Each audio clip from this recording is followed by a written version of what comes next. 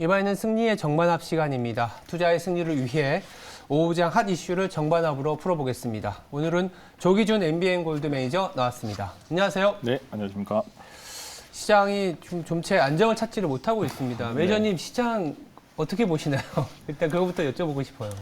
이제 시장은 일단 이제 아까 또 처음에 뭐 주창 관련 얘기 하다가 이제 그 얘기를 하려고 그랬었는데 그래서인가요? 사실은 이제 약세 시장에서 이제 특이하게 약세 시장에서 나타나는 시장의 특이점인데 네. 뭐 왜 빠지느냐, 우리나라는 왜 이렇게 약하느냐 예. 이랬을 때 이제 과거에 돌아보면 예.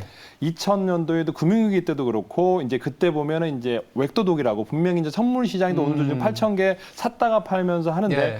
과거에 보면 이제 외국인들이 이제 10,000개씩 막 매매했던 적이 있습니다. 예. 그때 이제 홍콩의 트라우트, 송어가 왔다. 그러면서 한국 시장을 10,000개를 샀다 팔면서 우리 시장이 이제 특히 약세 시장에 많이 나오는데 네. 지금 현재 이제 그 외국인들 이제 외국인 창구에서 7,000~8,000개를 팔면서 네. 프로그램 매도를 유도하고 네.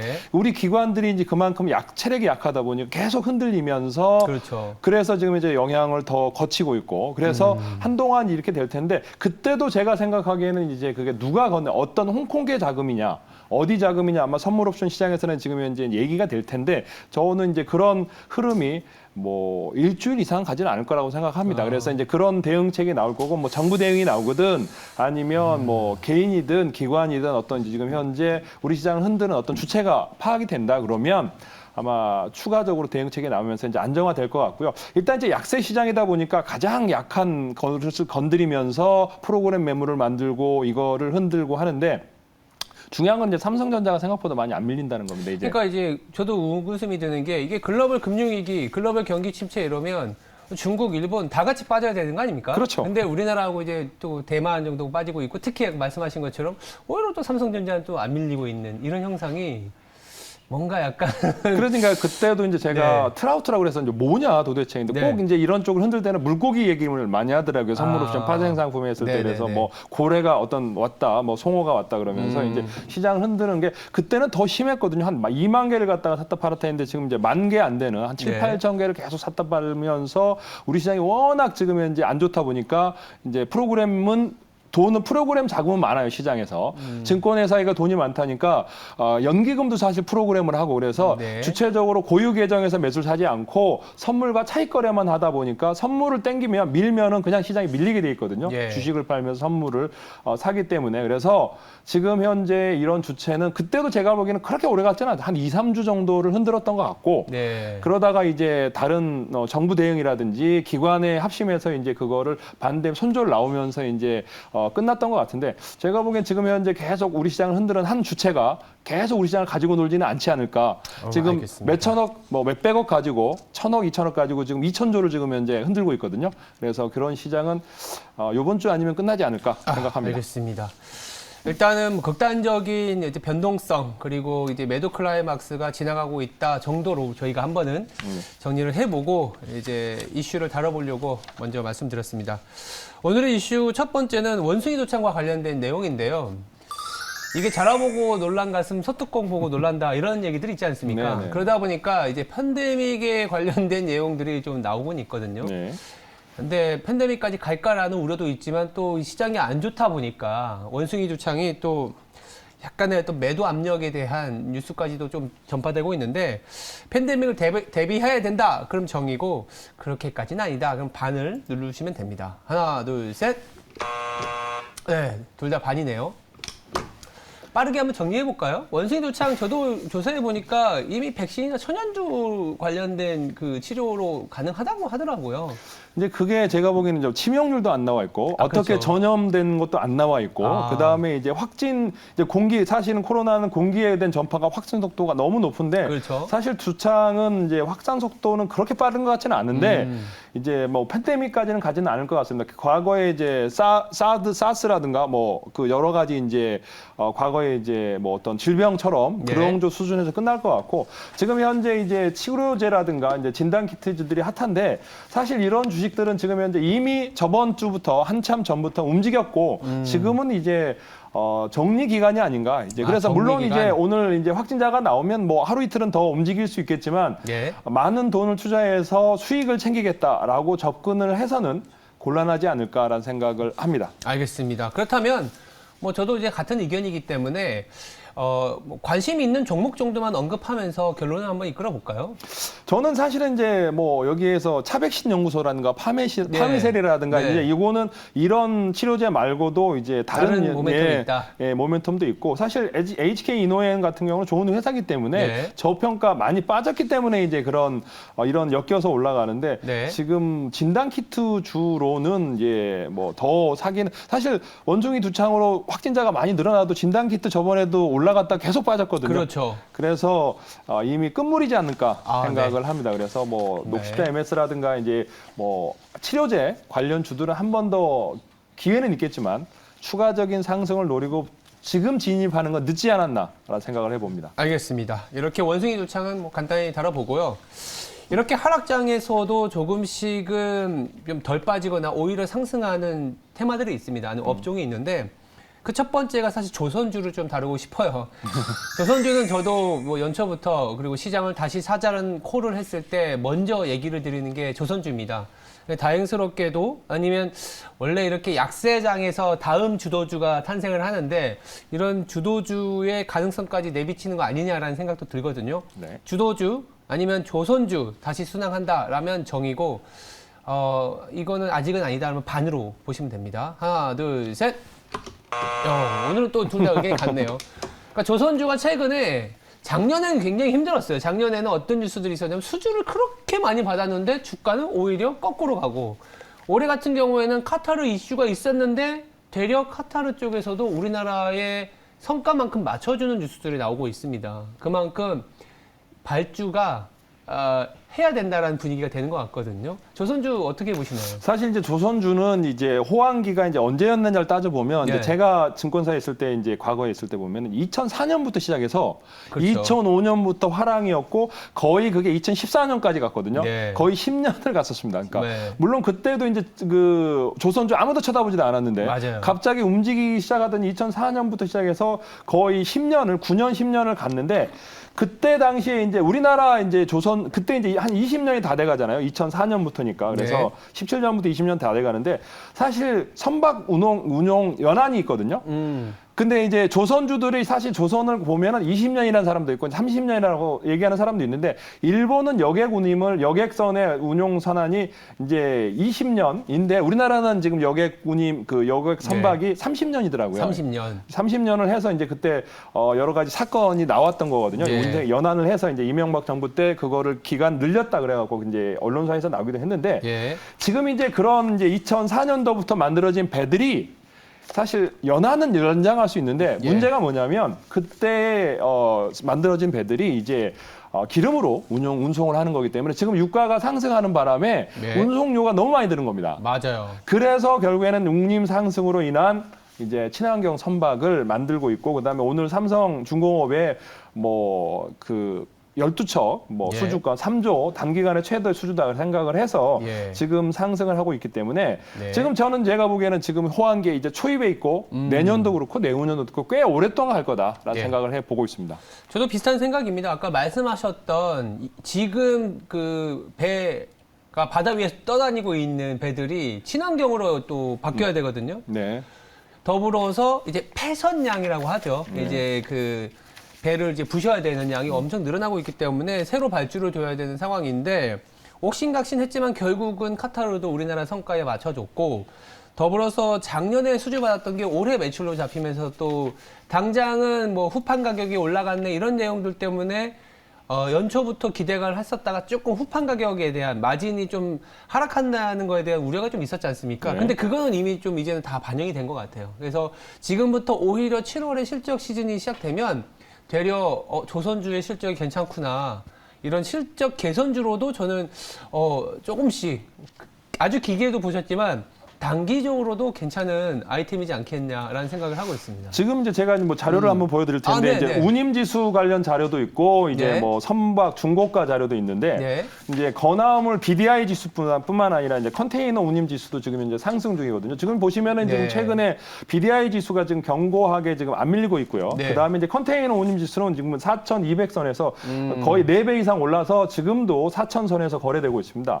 그다음에 또 이제 선박 운임가 신조선가 중고조선가 차트도 보시고 그다음에 이제 VLCC도 보면 지금 이제 중고가가 더 신조선가보다 비싸게 거래되거든요. 예. 그만큼 지금 현재 배들이 없고 지금 현재 신조선을 운행하더라도 한 달 만에 만들어지는 게 아니고 거의 1년에서 2년이 걸리거든요. 그렇죠. 특히나 이제 그 LNG선 관련주들은 2년 이상 걸리기 때문에 지금 만들어도 수주를 해도 내후년까지 계속 만들어야 되고 지금 수주가 쌓여 있고 그래서 호황기는 올해부터 시작해서 내년, 내후년까지 계속 갈 거다라는 예. 생각을 해보고 있고 그와 관련 종목들은 지금 사실 삼성중공업이 수주를 했는데 네. 최고의 수준은 이제 삼성중공업 엔진을 못 만듭니다. 대우조선도 그렇고 그거를 HSD 엔진에다가 수주를 해야 됩니다. LNG선은. 오히려 그러면 수혜주는 HSD 엔진이겠네요. 그렇죠. 그러니까 사실 현대중공업은 자체적으로 LNG선을 만듭니다. 그래서 대우조선을 합병할 때 그러버리면 독점이 된다 그래가지고 승인이 안 된 겁니다. 그렇죠. 그러니까 유럽선에서 대우조선과 현대중공업의 합병을 하면 LNG선이 전과적으로 전 세계에서 만들 수 있는 데가